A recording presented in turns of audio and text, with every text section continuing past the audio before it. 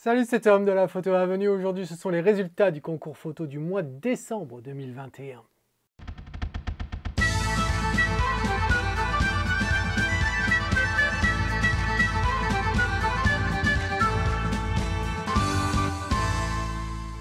Alors avant de rentrer dans le vif du sujet et de voir ensemble les photos qui ont été soumises pour le concours du mois de décembre, j'ai une annonce particulière à faire concernant le concours du mois de janvier. Alors, comme chaque année, au mois de janvier, on célèbre l'année qui vient de s'écouler, en l'occurrence 2021. Et donc, on dédie le concours du mois de janvier aux photos de l'année 2021. On a toujours nos 4 catégories, le portrait, l'animal, le paysage et enfin la catégorie autre. Mais on a aussi une autre catégorie qui est la catégorie des photos gagnantes. Alors, comment ça se passe? Déjà, pour participer, il faut faire partie des classes fer, argent ou or, comme d'habitude. Ensuite, les photos soumises pour ce concours, quelle que soit la catégorie, paysage, portrait, animalier et autres, toutes ces photos doivent avoir été prises, sans exception, durant l'année 2021. Il faut que ces photos, quand on les soumet sur le site, doivent contenir les exifs et ces exifs-là doivent indiquer comme quoi la photo a bien été capturée en 2021. Si je tombe sur une photo qui n'a ni exif ou qui a des exifs qui montrent comme quoi la photo n'a pas été prise en 2021, la photo sera rejetée. Aussi simple que ça. Donc ça, c'est pour les 4 catégories habituelles. L'autre catégorie, la catégorie des photos gagnantes. Eh bien, tu connais sûrement la page sur le site de la Photo Avenue, la page des photos gagnantes. C'est une page où tout le monde a accès, où en fait on répertorie toutes les photos qui ont gagné un concours. Voilà. Et donc, tout le monde, que l'on fasse partie de classe ou pas, eh bien, on peut s'y rendre et on peut voter pour la ou les photos que l'on aime. On peut voter plusieurs fois. La seule chose qu'on ne peut pas faire, c'est voter plusieurs fois pour la même photo. C'est simple que ça. Comment faire pour voter? C'est très simple. Sous la photo, il y a le petit pouce habituel. Eh bien, on clique dessus, ça marque comme quoi tu l'aimes, et voilà. On a jusqu'au 31 janvier pour poster son vote.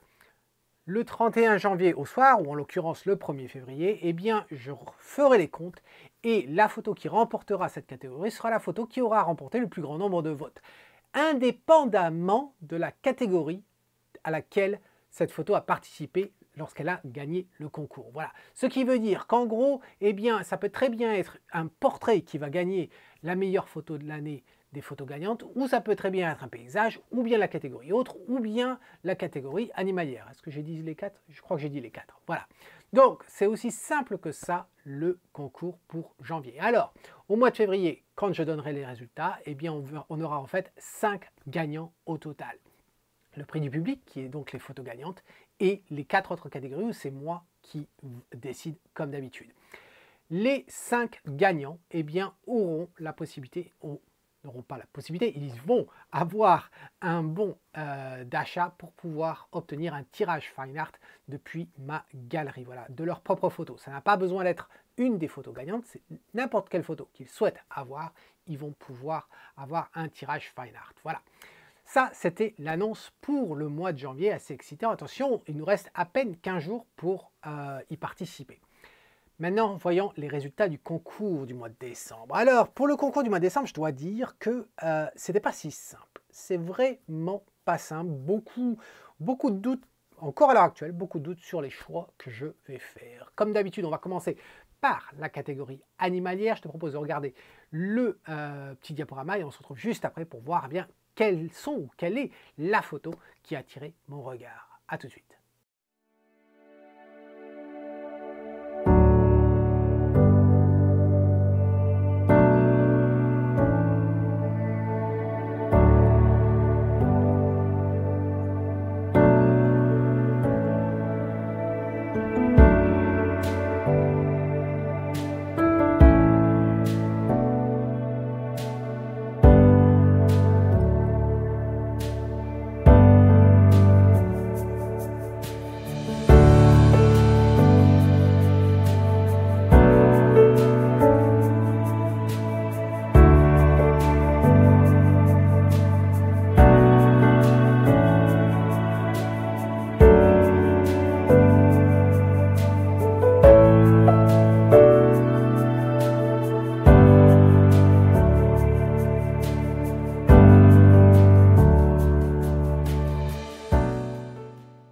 Alors j'espère que tu as aimé ce diaporama. Regardons de plus près. Donc les photos, les voici, on en avait 7.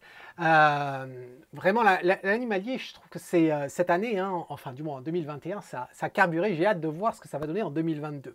Alors, voici les 7. Sur les 7, eh bien j'ai décidé de garder ces 3-là. Alors qu'est-ce qu'on a? Eh bien en haut à droite, en haut à gauche, pardon, on a Nicolas avec l'écureuil. Ensuite, on a Hervé, je crois. Oui, c'est ça, c'est Hervé avec cet oiseau. Pareil, dis-moi de quel oiseau il s'agit. J'adore, c'est le nouveau petit concours à l'intérieur du concours. Dans les commentaires, chacun y va de sa connaissance à dire « Ah, c'est tel oiseau parce que cette tâche-là, elle est sous le coup, patati patata. » J'adore ça avec les gens qui ne sont pas d'accord, etc. C'est amusant à voir, amusant à lire. Continuez comme ça. Donc, on a cette photo en haut à droite d'Hervé, de cet oiseau. Et enfin, on a Chavanon avec ce renard. Voilà. 3 photos différentes. Alors, comment les démarquer? Eh bien, je vais commencer par Chavanon. Et ça ne va pas être une surprise parce qu'on en a parlé voilà, de cette photo-là lors du Café de l'Avenue. Tu sais, le Café de l'Avenue, c'est ce rendez-vous que l'on a chaque mois. Sauf que ce mois-ci, eh bien, on en a 2 épisodes. Donc, le prochain, c'est le 28 janvier. Donc, tous les membres de la Photo Avenue, quelle que soit la classe, peuvent venir rejoindre durant cette vidéoconférence où chacun y va de ce qu'il a envie de dire. Voilà, il n'y a pas de thème spécifique. Chacun s'exprime, soit par vidéo, par audio, par texte dans le chat. Voilà, c'est un moment live pendant 2 heures où on discute de différents thèmes liés à la photo. C'est très, très intéressant. Alors, on a parlé effectivement de cette photo-là parce qu'on a parlé en fin de compte d'une autre photo qu'il avait postée il y a quelques mois de ça. Et donc, on a parlé de ça. La seule chose que j'aurais à dire sur cette photo, en fin de compte, c'est qu'à un moment donné, quand on fait de la photo, et c'est valable pour un portrait aussi, hein, mais quand on a tendance, nous photographes, à apprécier en fait le bokeh. Donc le bokeh, c'est la zone floue hors champ derrière après que tu aies fait la mise au point. Et derrière ou devant, hein, bien entendu. Et donc on apprécie cette démarcation du sujet par rapport à l'arrière-plan et par rapport au premier plan. Après tout, c'est quelque chose qu'on a tendance à privilégier, aussi bien dans l'achat de matériel que après dans l'exécution, dans les photos qu'on capture. Cela dit, à un moment donné, je pense qu'il faut aussi savoir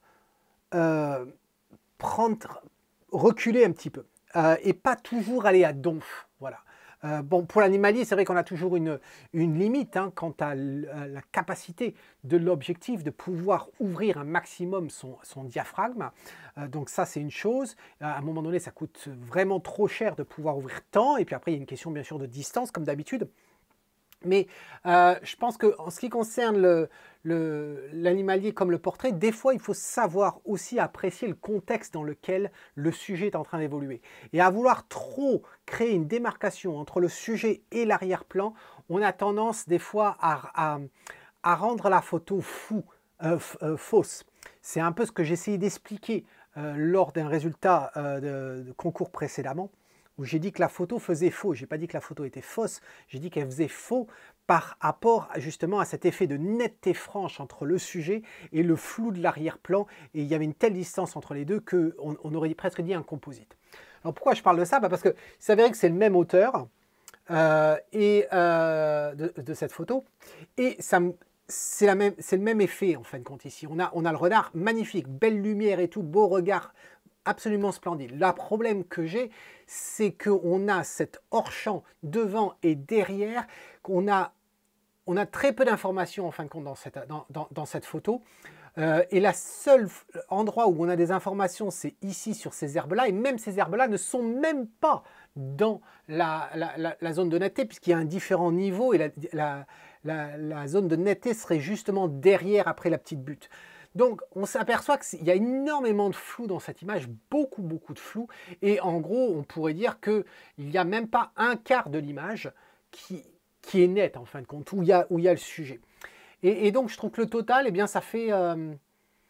je trouve que c'est moins intéressant que si on avait le renard dans le contexte avec un peu plus de feuillage, un peu plus de détails, en fin de compte, sur l'arrière-plan. Peut-être pas sur le premier plan, mais sur l'arrière-plan, du moins. Voilà.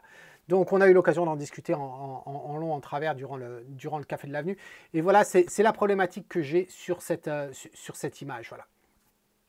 Ensuite, sur la photo de Nicolas, j'ai pas de problème sur cette photo-là. Je la trouve très très bien. Elle a la belle netteté là où il faut. J'aime le fait que le cadrage, il n'est pas voulu absolument avoir le cadrage au centre de l'image. Je trouve que c'est, je parle de la ligne ici, là, qu'elle soit exactement au centre de l'image. Je suis content qu'il n'ait pas fait ça, que ce soit un petit peu décentré. Donc non, je trouve ça très très bien comme photo. Et ensuite, la photo d'Hervé, je la trouve bien, un petit peu fade, hein, quand même, au niveau de des tonalités. Mais je dirais qu'en même temps, si ce rocher-là, j'apprécie qu'il soit ici, parce que sinon, ça ferait un petit peu vide. En même temps, je trouve qu'il attire le regard et c'est pas joyeux.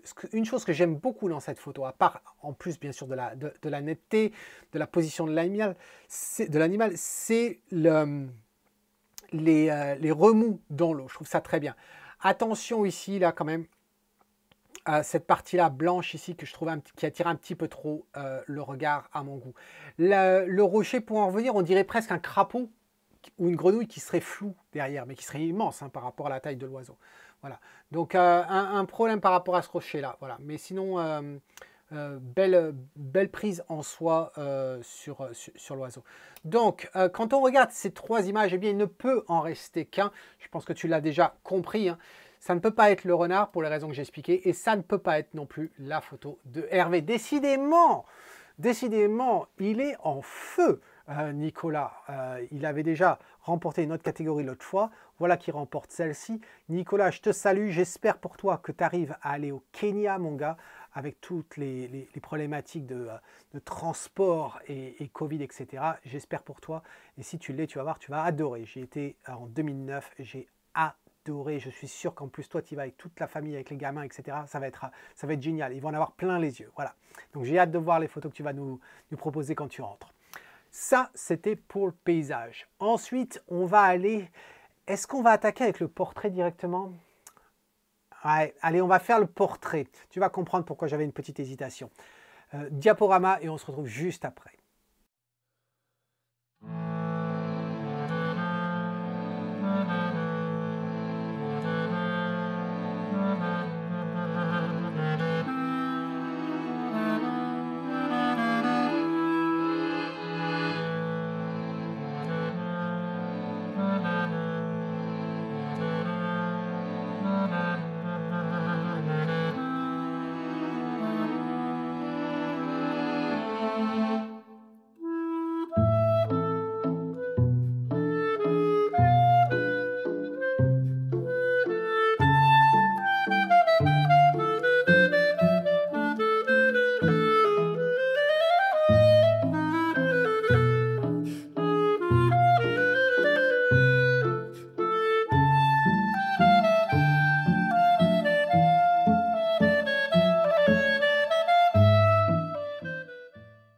Alors j'espère que tu as aimé ce diaporama. Regardons de plus près de quoi ça donne cette catégorie de portraits. On a 5 portraits pour nous ce mois-ci. Alors sur ces 5-là, eh bien j'ai pas fait une présélection. Voilà, j'ai pas fait une présélection parce que les 5, ils ont quelque chose à dire. Je sais bien que ce n'est pas la revue photo, mais si en même temps je peux partager un petit peu de savoir sur ce sujet que je connais très bien, eh bien autant le faire. Voilà. Alors, qu'est-ce qu'on a? Eh bien, on a Julien. Julien, tu le connais, il a tendance à faire des photos fine art de portraits, etc. On avait vu des trucs qui étaient pas mal. Là, je viens de lui envoyer justement un tirage d'un super portrait qui avait remporté un concours vraiment super, tu verras, rouge, bleu, c'est tout ce que je peux te dire. À toi de voir sur la page des photos gagnantes, tu verras la photo en question, elle est vraiment très très intéressante. Bien sûr, ensuite on le reconnaît, hein, de par son souhait, bien entendu, eh bien c'est l'ami Stéphane ici avec son autoportrait. Ensuite, on a cette photo faite par Olivier, non pas de Olivier, mais faite par Olivier, de cette jeune femme blonde ici. À savoir, est-ce qu'il est allé jusqu'au Canada pour faire cette photo? J'en sais rien. Ensuite, on a cette photo de Laurent un peu low-key. Et ensuite, eh bien, on a Nicolas qui revient. Et oui, après avoir fait l'écureuil, le paysage, voilà qui se met à faire du portrait maintenant, Nicolas. C'est très bien. Décidément, hein, le R6, ça motive. Alors, qu'est-ce qu'on pourrait dire sur toutes ces photos? Eh bien, je dirais, il y a un point commun sur 4 photos. Est-ce que tu as deviné quel est le point commun sur 4 photos? Ah, ça vient de sonner. Eh bien, écoute, les 4 points communs sur 4, le point commun sur 4 photos parmi les 5, c'est un problème de luminosité. Voilà. Alors, on va commencer par Julien. Regarde cette photo. Allez, je vais mettre l'arrière-plan pour aider. Hein. Je vais mettre l'arrière-plan en noir comme ça pour aider. Photo qui a une ambiance, etc. Beaucoup vont aimer cette photo. Il y a une problématique de luminosité. Pourquoi? Parce que la partie la plus lumineuse de la photo, elle se situe ici. Voilà, et je ne parle pas du reflet ici. Non, elle se situe là. Voilà. Cette partie-là, c'est la partie la plus lumineuse. Ensuite, on a à cet endroit-là. Ensuite, on a ici. Et ensuite, on a le visage. Voilà. Problématique. Seulement, on n'a pas envie de regarder ici quand on a cette photo. Où est-ce qu'on aurait envie d'aller regarder? Directement dans l'œil. On aura envie d'être capturé par ses yeux. Et malheureusement, eh bien non. Ils sont pris d'assaut par cette partie-là. Et c'est vraiment dommage parce que ça fout en l'air la photo. Aussi simple que ça fout en l'air la photo et c'est énervant. Cette photo-là, on dirait une peinture. C'est le type de travail qu'on a l'occasion de voir aux galeries à Édimbourg, aux Galeries nationales, de peinture, travail très, très sombre, un peu Rembrandt, etc. Et là, c'est dommage. C'est dommage. Vraiment, Julien, ça m'enrage quand je vois ça. Hein. Recule. Petit conseil, tu regardes ta photo et tu recules de 1 mètre et tu vas voir quelle est la partie la plus lumineuse de ta photo. Et tu verras, c'est ici, malheureusement. Ensuite, cette photo de Stéphane. Ton sur ton. Problème de ton sur ton. Alors, heureusement qu'il porte un haut noir, heureusement qu'il a des lunettes noires, heureusement qu'il est brun. Mais d'un point de vue peau, et ton gris, ça ressort pas assez. Du coup, ça fait un peu plat. L'autre problématique que je vois sur la photo, ça serait légèrement le cadrage. Et je dois dire, ton sur ton, avec une exception, l'oreille que l'on a là. Regarde à quel point ton bout d'oreille qui est flou et qui est tout petit hein, par rapport à tout le reste, eh bien regarde à quel point cette partie-là, elle attire le regard. C'est dommage. Au niveau du cadrage aussi, regarde, on a ta ride naturelle hein, qu'on a ici, là, quand on fronce les sourcils, eh bien ici tu as une luminosité. Et tu vois, tu nous as coupé juste avant. J'aurais préféré que tu coupes après ou que tu assombrisses cette luminosité ici. Voilà la problématique que j'ai sur cette photo-là. Et le sourire était bon pourtant. Alors, cette photo ne fait pas partie des 4 qui ont un problème de luminosité. Et ici, c'est absolument évident. Voilà. J'en avais parlé avec Laurent de toute façon, puisque Laurent fait partie de la classe or, voilà, et on avait en regardant son écran, j'ai eu l'occasion de tomber sur cette photo et on en a parlé. Voilà. On peut faire du low-key. Le low-key, c'est quoi? C'est simplement dire que la photo a une dominance dans les ombres, dans les tons sombres, voilà. À l'opposé du high key, qui veut dire en fin de compte, high c'est élevé, où la photo a une dominante de luminosité. Voilà. On peut faire du low key, seulement faut-il encore que la photo soit exposée correctement. Et là, elle n'est pas exposée correctement. On peut pas imprimer ça, c'est absolument j'allais dire imprimable. Voilà, pas imprimable du tout. C'est complètement plat, on pourrait le voir avec l'histogramme hein, pour s'en rendre compte. Regarde, ça marche pas. Ça marche pas du tout.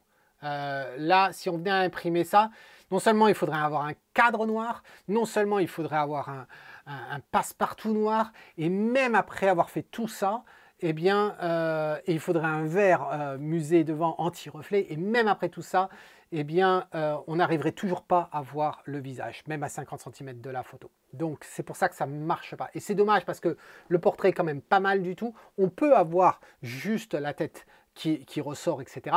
On pourrait avoir ça, ça fonctionnerait. Il faut simplement donner quand même de la lumière là où c'est dû. Donc, voilà la problématique de cette photo. Et enfin, la quatrième, qui est ici, qui ne partageait pas le problème de luminosité, hein, la luminosité, elle est bonne ici. Cette photo, elle aurait pu être intéressante. Elle aurait pu être intéressante parce qu'il y a des tonalités qui sont intéressantes. La luminosité est bonne, comme j'ai dit. Mais les tonalités sont bonnes. On a ce gris bleu ici qui se marie très bien avec le jaune-orange de sa chevelure et de son teint de peau. Voilà, on récupère le bleu-gris ici dans les yeux. Tout ça, ça se marie très très bien. La problématique, expression. Ça, c'est une photo volée. Voilà, c'est une photo volée. Alors, qu'est-ce que j'entends par photo volée? J'entends photo candide, photo où la personne, soit elle ne savait pas qu'elle était photographiée, soit elle le sait, mais elle ne veut pas regarder l'appareil photo. Et l'autre problématique, c'est qu'on ne sait pas ce qu'elle pense. En même temps, cette photo-là a du potentiel parce que on arrive à voir la personnalité de cette jeune fille. On arrive à le sentir. Mais c'est vrai que soit c'est trop serré, hein, soit c'est trop serré, et elle regarde vers la gauche alors qu'on ne sait pas où elle regarde, il y a beaucoup d'espace à droite. J'aurais préféré, à la limite, que cet espace-là soit plus sur la gauche. Peut-être que ça aurait été mieux. J'aurais préféré à être... Si tu nous le cadres, si tu nous fais un portrait et que tu nous cadres aussi serré, assure-toi qu'il y ait quelque chose... Assure-toi que le sujet va nous regarder. Si le sujet regarde l'appareil, tu vois, comme ça, regarde, eh bien là, tu peux serrer ton cadrage et à ce moment-là, on communique avec les yeux. Là, on ne peut pas communiquer avec les yeux puisqu'elle ne communique pas avec nous. On a envie de communiquer avec elle, mais elle ne communique pas avec nous. Elle communique ailleurs. Voilà. Donc, quel est l'intérêt de nous serrer autant? Voilà. Si tu nous le mets dans un contexte en plus grand, je veux dire en taille soit complète, soit en trois quarts, etc., peut-être qu'on va mieux comprendre pourquoi elle a cette expression-là. Mais là, malheureusement, ça ne marche pas. Donc, ensuite, il y avait la quatrième photo pour laquelle il y avait un problème de luminosité, c'est celle-ci, celle de Nicolas. Alors, problème de luminosité, pourquoi? Parce que là, c'est l'inverse des autres. Où je disais, enfin, l'inverse de la photo de Laurent qui était trop sombre. Là, il y a un problème de trop chaud sur cette photo. Le front, là, le front, il est beaucoup trop blanc, beaucoup trop blanc. Et du coup, on se retrouve à avoir des zones qui sont trop chaudes. Ce que j'appelle chaud, c'est trop lumineux. Où à augmenter la luminosité d'une tonalité, d'un pixel, eh bien, on perd l'aspect saturé, en fin de compte, de ce pixel. On perd la colorimétrie de cet élément-là. Donc, plus il est lumineux, plus il devient blanc. Et donc, on se retrouve à avoir, en fin de compte, des points chauds, comme ici, ici, ici. Alors, heureusement, la bonne nouvelle, c'est qu'elle n'a pas l'air d'avoir la peau qui brille tant que ça, donc heureusement, mais ça n'empêche pas. Donc, cette partie-là, trop blanc ici, ici. Là, sur le menton, ici, à cet endroit-là. On l'a sur le bras, ici.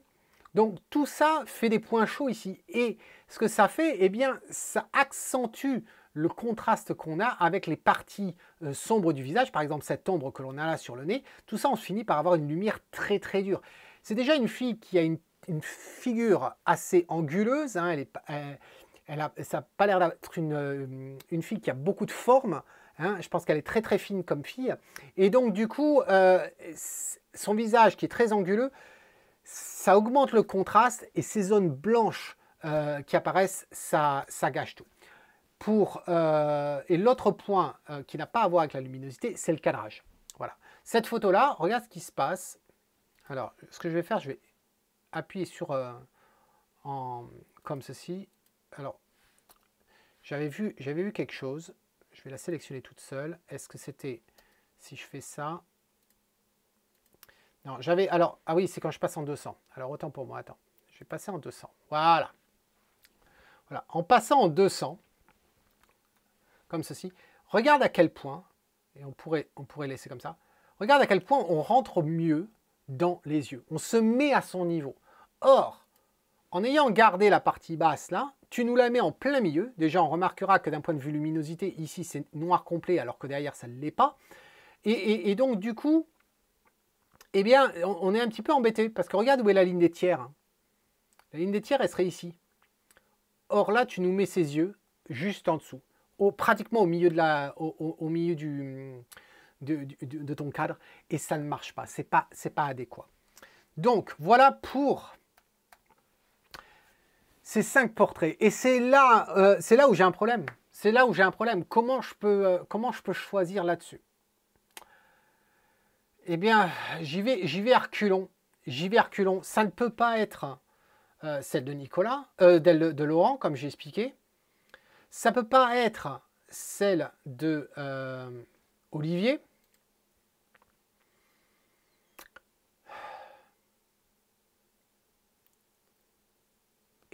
Et là c'est très embêtant. Tout le monde va dire, oui, mais il faut absolument aller pour celle de Julien.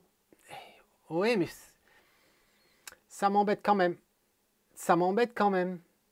J'ai déjà fait qu'il n'y avait pas de gagnant au mois d'octobre dans la catégorie de portrait. J'ai pas envie de le faire pour le mois de décembre quand même.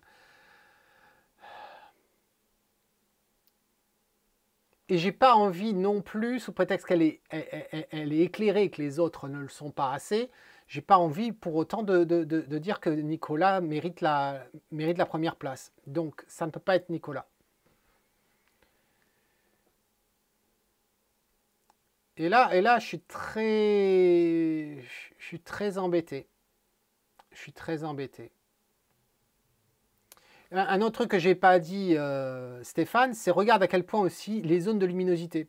Regarde, tu as ta zone de luminosité qui est ici, là, sur ta pommette, et l'œil est très sombre. Et pourtant, ce cadrage-là que je connais, puisque j'ai ma propre photo de profil sur beaucoup de choses, est bâti sur le même principe. Et d'ailleurs, tiens, je vais l'afficher, là, voilà. Tiens, tu vas la voir d'afficher, là, ma photo que j'ai faite il y a quelques années. Où c'est un peu bâti sur le même principe. Regarde la luminosité de cette photo-là par rapport à la tienne. Tu vois que c'est pas tout à fait ça sur la tienne. Donc là, j'ai un problème, c'est que ton cadrage, il est fait pour mettre en avant l'œil, et l'œil se retrouve être une zone sombre. Voilà. Bon. Julien.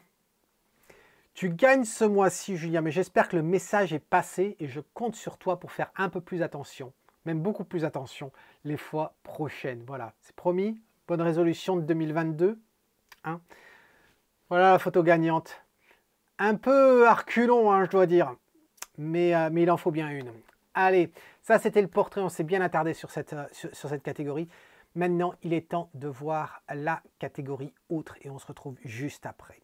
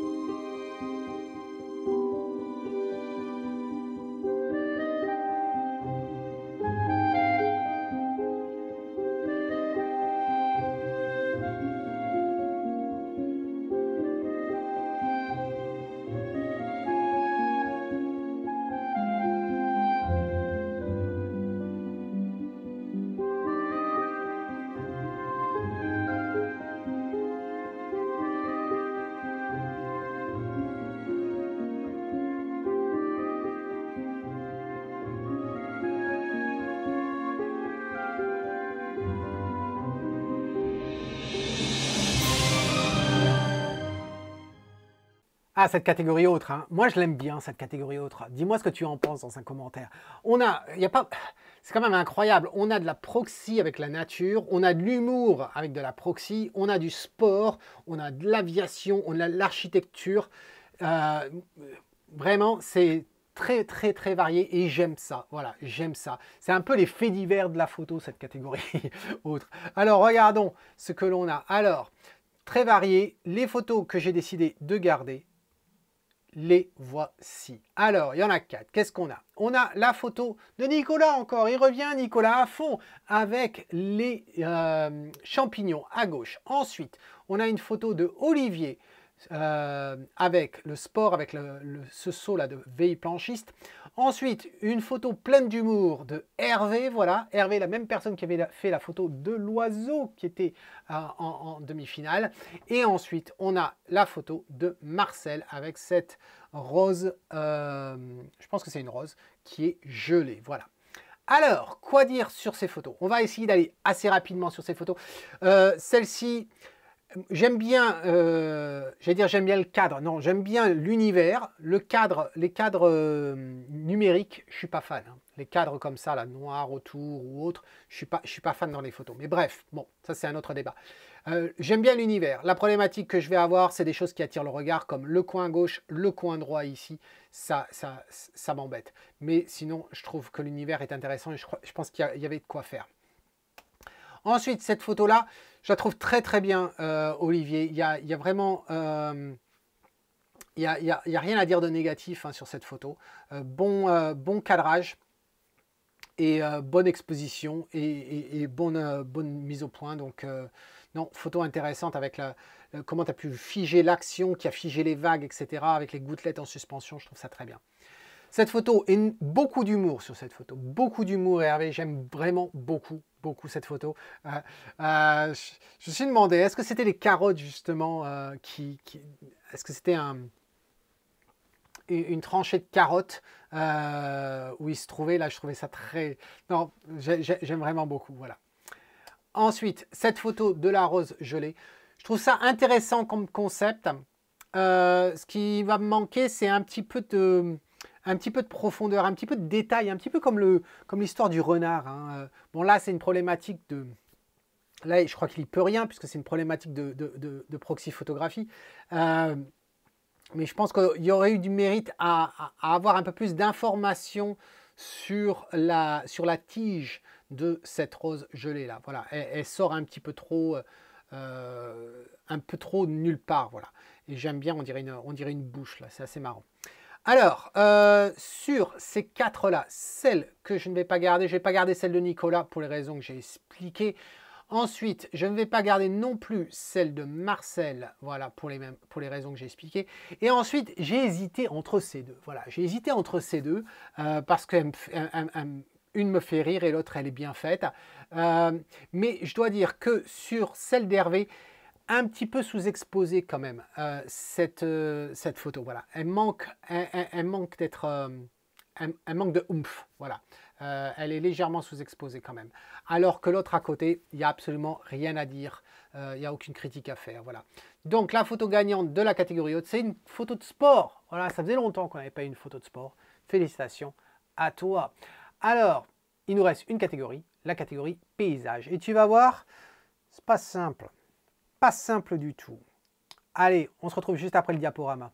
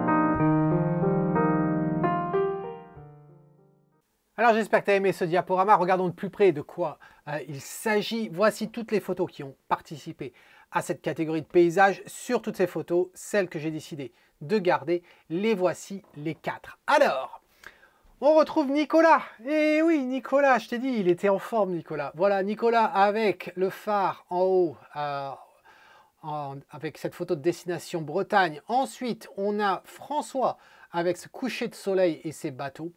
Ensuite, on a Christiane ici avec les vignes sur les côtes du sud-est de la France. Et ensuite, on a Alain avec cette photo ici de la mer, le sable, les cabanons et monsieur sur la chaise longue. Voilà.